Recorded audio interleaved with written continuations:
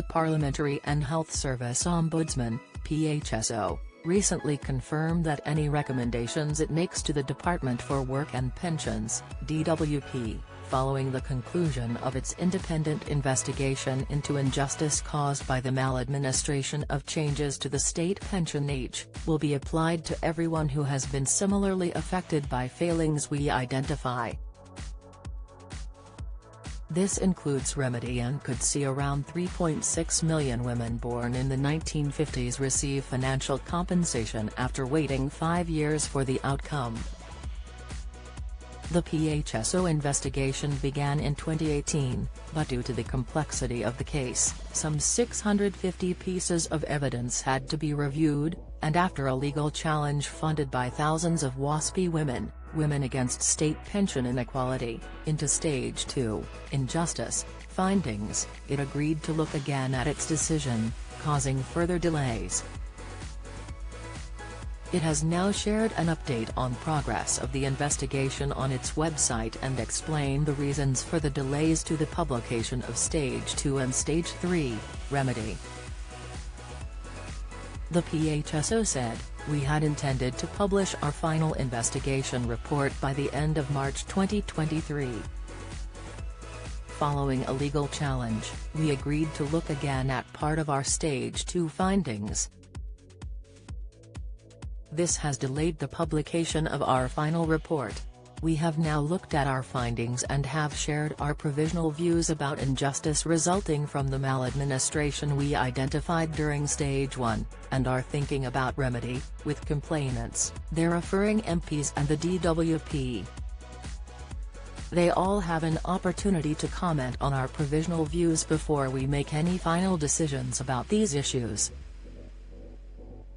Chief Executive Officer at the PHSO, Rebecca Hilsenrath, explained to the Public Administration and Constitutional Affairs Committee (PACAC), on November 14 that the provisional findings for Stage 2 and Stage 3 have been sent in confidence, mostly by post, to the parties involved, namely the UK government and around 500 women who made a complaint.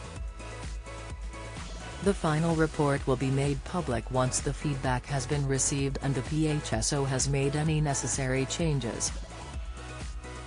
Ms. Hilsenrath indicated that the deadline for responses is around Christmas and that the final report should be published in the new year, assuming there are no more amendments to be made.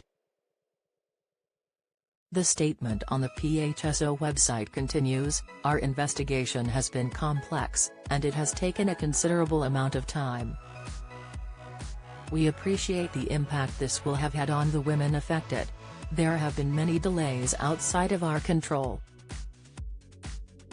We have granted 5 extensions to allow involved parties additional time to consider our views and provide comments, and following the legal challenge, it was only right that we looked again at part of our Stage 2 report. We have carefully analyzed over 650 pieces of evidence over the course of our investigation to make sure any findings are robust and evidence-based." It added, "As an independent ombudsman, our duty is to provide the right outcome for all involved and make sure justice is achieved. The cooperative approach we have taken to looking again at injustice will provide the quickest route to remedy for those affected." Angela Madden, chair of the Women Against State Pension Inequality (WASPI) campaign, said, "We are sad to say that Snails could have conducted this investigation more quickly and efficiently than the watchdog has. The whole process has added insult to injury.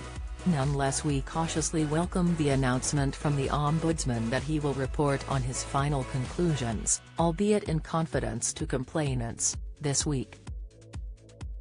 We also welcome the CEO's clear acknowledgement of the impact DWP's mistakes had on WASPI women.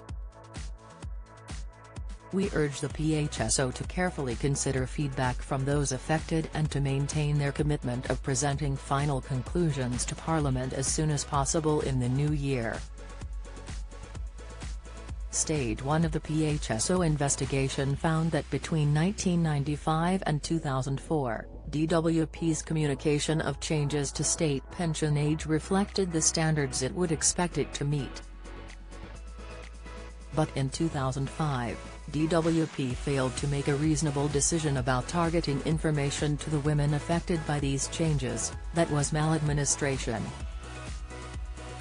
In 2006, DWP proposed writing to women individually to tell them about changes to state pension age, but it failed to act promptly. That was also maladministration.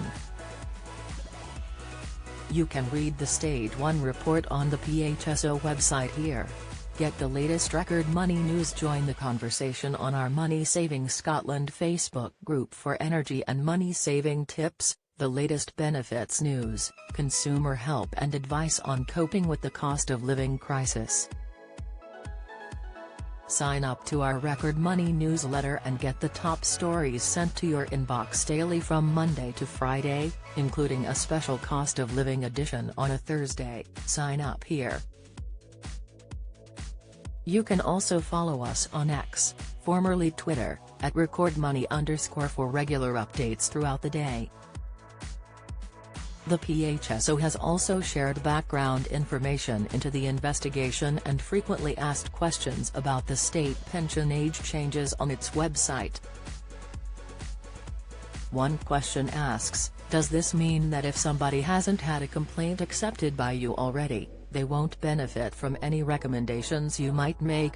The PHSO said, no. If we make recommendations to the DWP, we will ask it to apply those recommendations to everyone who has been affected by any failings we identify. You can read all the questions and background information here. Join the Daily Records WhatsApp community here and get the latest news sent straight to your messages.